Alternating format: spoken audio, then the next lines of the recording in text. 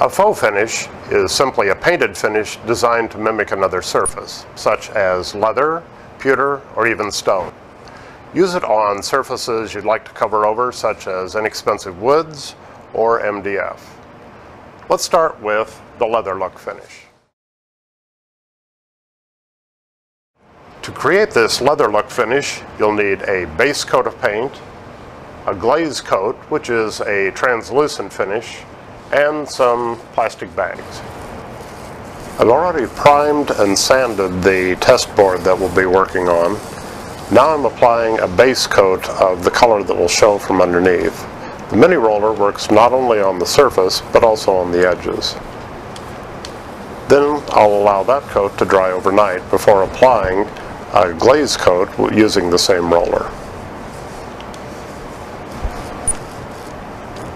Once I have an even glaze coat, I can take pieces of plastic bag and apply it to the still wet surface. Smooth it down over the surface and remove any bubbles, but allow a few of the creases to remain. For large pieces, you can use more than one piece of plastic bag. Then slowly lift the plastic away from the surface, and it'll expose a leather look grain pattern.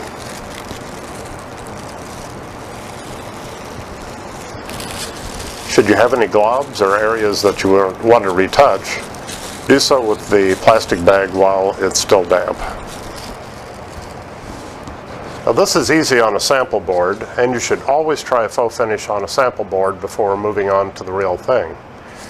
But how do you get into the nooks and crannies on a project like this? It's easy.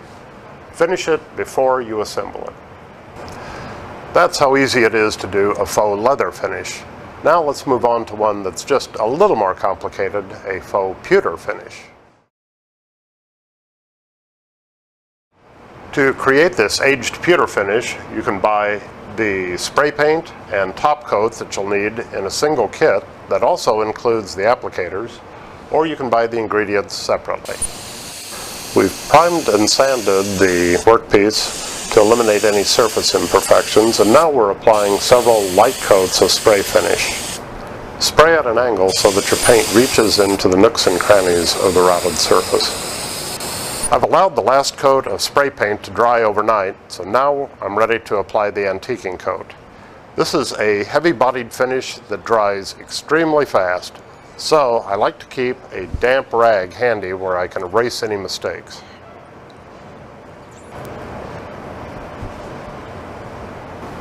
Brush on your antiquing coat, and with the dry rag, wipe off the excess immediately.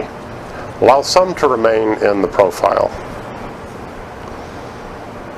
You can fold the rag to reach into tight crevices while wiping away the larger areas.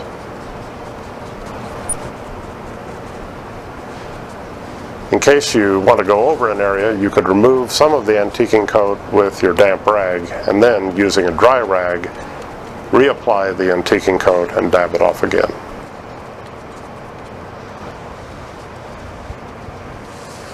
And that's how easy it is to do a faux pewter finish. There are lots of faux finishes you can try. Experiment with different colors or ingredients and kits at your local home center. But always remember, experiment on scrap before moving on to your finished project.